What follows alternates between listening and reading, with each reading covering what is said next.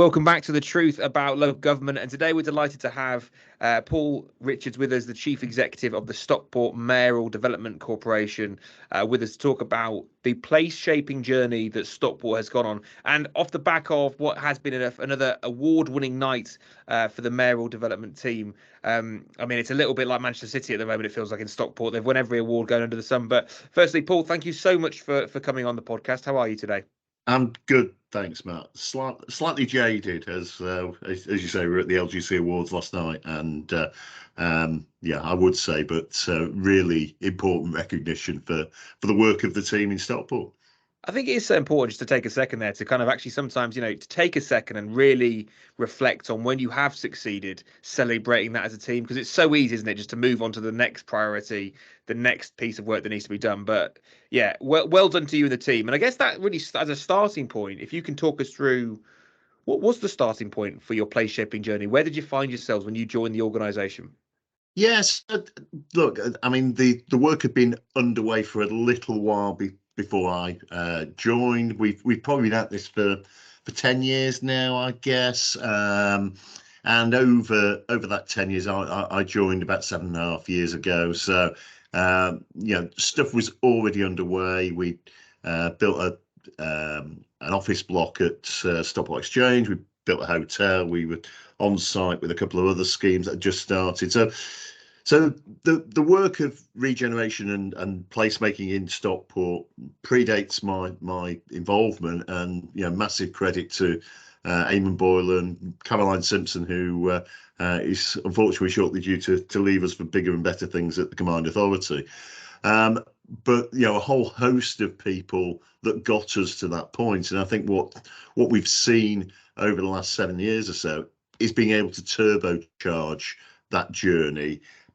Mainly because of what had gone before. So the credibility of being able to deliver things allows you to do more things and slightly bigger and more ambitious things.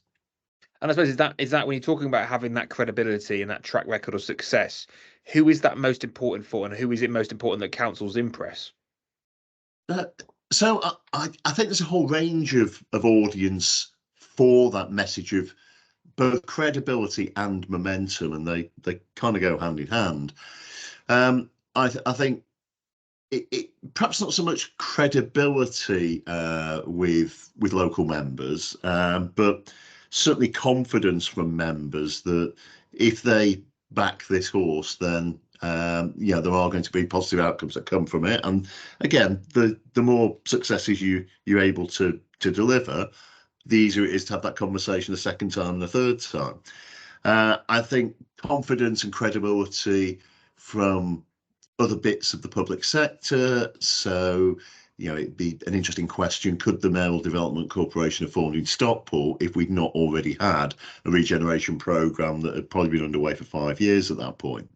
And partners like Homes England, DLUC, we talk quite a bit about the reason for coming and doing things in Stockport is we've got a plan, and we've shown that we can deliver on that plan over that period of time.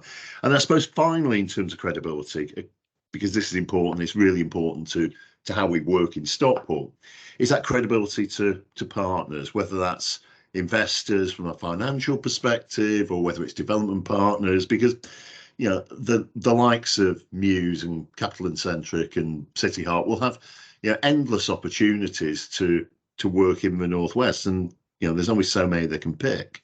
So they want to pick ones where they've got greatest chance of success. So what the work that we've done over that period of time has allowed us to do is just be a more attractive proposition to the private sector. What's been the proudest achievement from a place shaping perspective that yourself and the development company have achieved, or development authority? Sorry. Yeah, we're not very good at pride. So I can't not say the interchange. The interchange, and it's not down to what the MDC's achieved. It's absolutely never about that. We were part of a team that had half a dozen different partners in it. We, as we've done with everything we do, Matt, people are at the heart of why we're doing regeneration, whether it's homes or jobs or park space in terms of the interchange, or if walking and cycling, taking out some of the topography of Stockport, which the interchange has done really well. But it's a scheme that is horrendously complicated, both from a construction perspective, a legal perspective, finance perspective.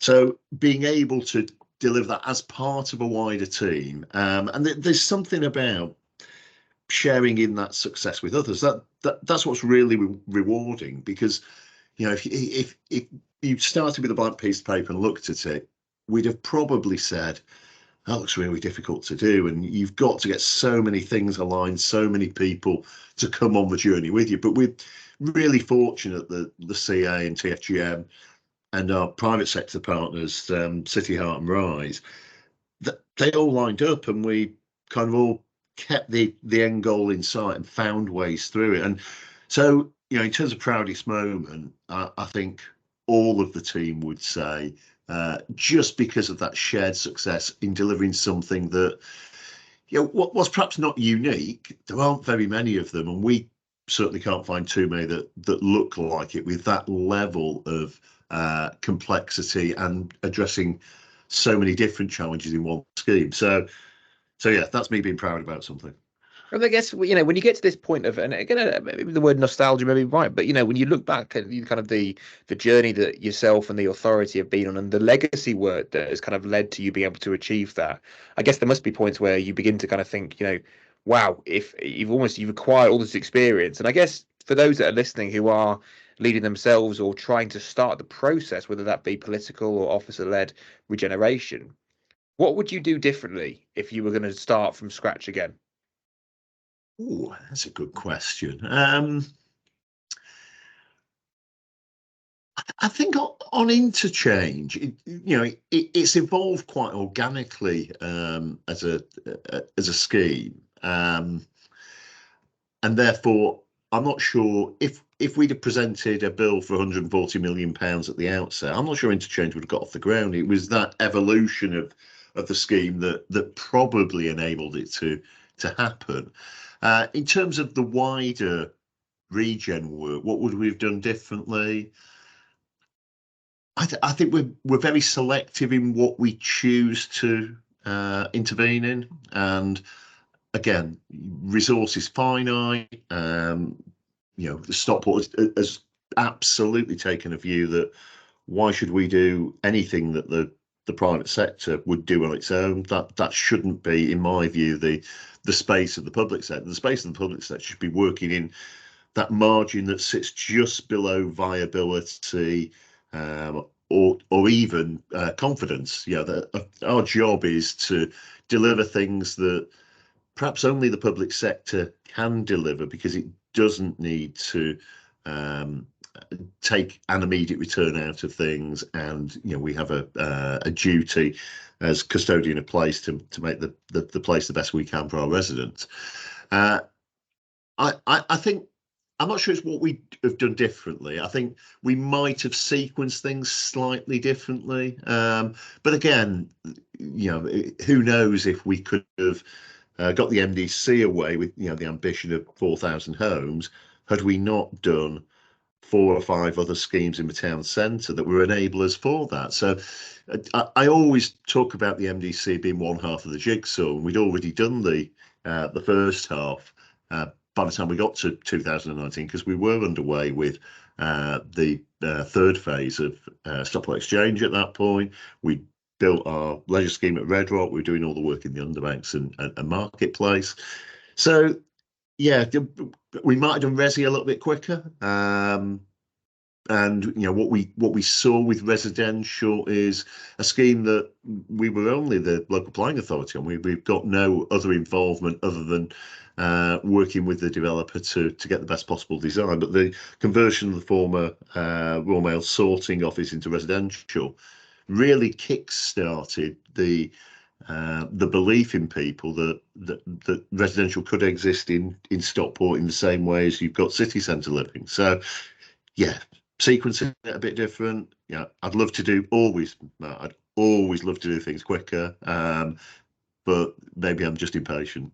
No, I love that, and I guess it's a bit of a hard question because you guys have done so well that it's, I suppose you're looking back on it in a way in which you don't. Well, you've done such a great job, but what's next for the for your organisation? What's next for play shaping at Stockport? Do you think?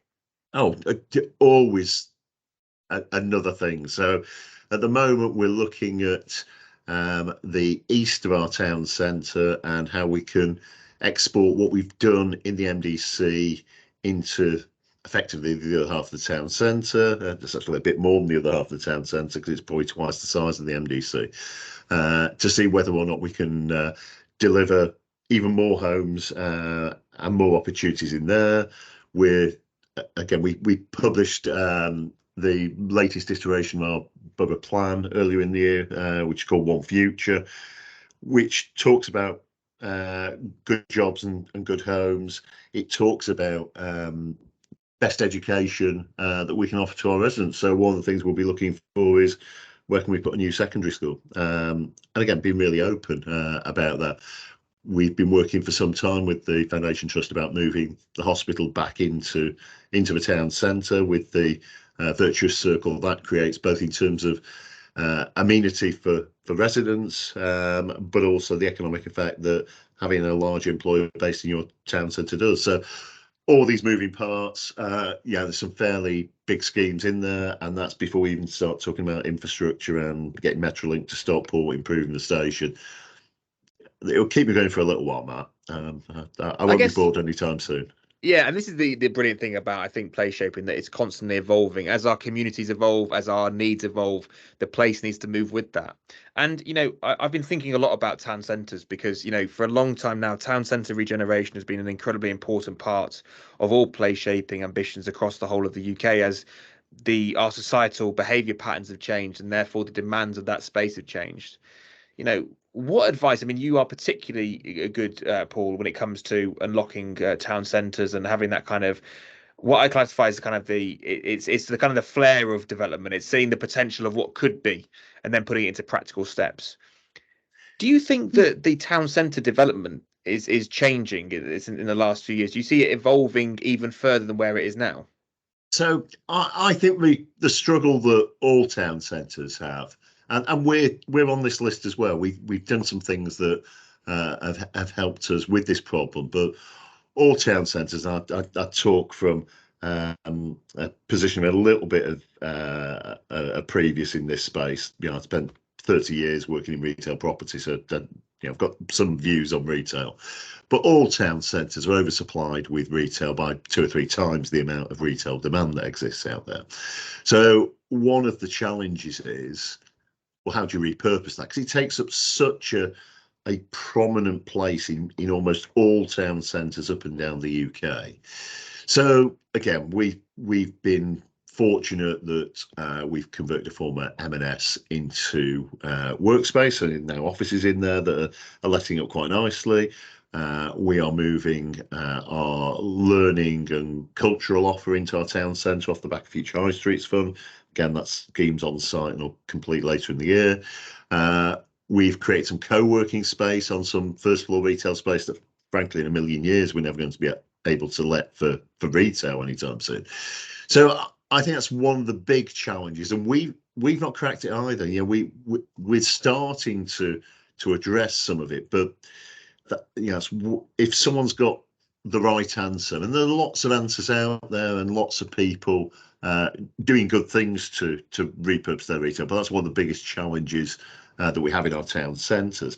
I think the other thing, and again, I'm really reluctant to give anything that might come across as advice to anyone, because we've chosen to do it one way.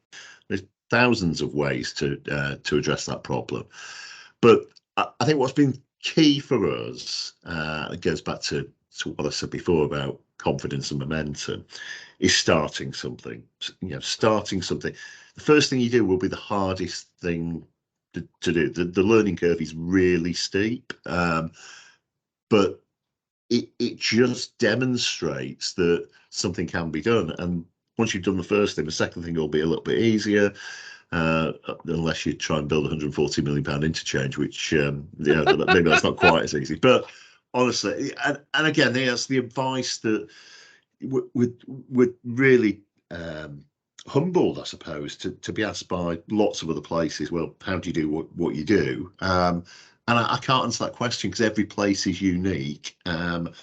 But there is something about commitment, about political alignment to delivering regeneration, about resourcing it properly. And again, we hear lots of places who are struggling with that skill set, but they are out there. You just need to look quite hard and think about how best you can adapt yourself to that.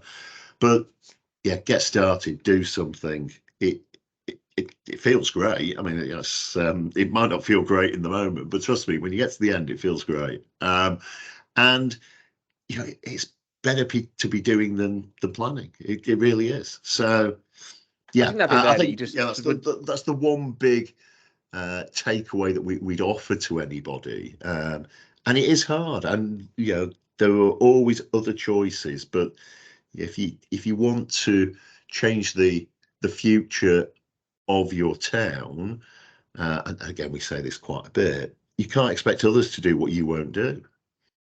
How do you stay resilient, Paul? Because I've never ever doubted that you were going to finish the schemes that you're working on. Where does that come from you, and how do you install that into your team? That's a good question. So, look, not everything works, and there are always things that we would like to. Hospital's a great example. We applied for the government's new hospital programme. We were 7th out of 6, so just missed out. And what we could have done is stick it back on the shelf and not look at it again. But that's hopefully not the way we operate as an organisation. So if we can't do that, what can we do? So it's always adapting to that pragmatism of delivery that is fundamental to our approaching things. And it goes all the way through the team.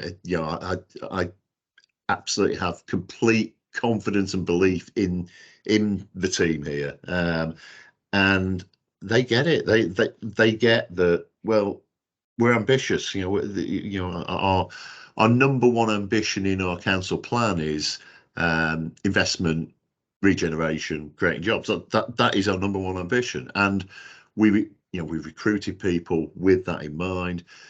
But yeah, and in my position, it's absolutely heartwarming to see that.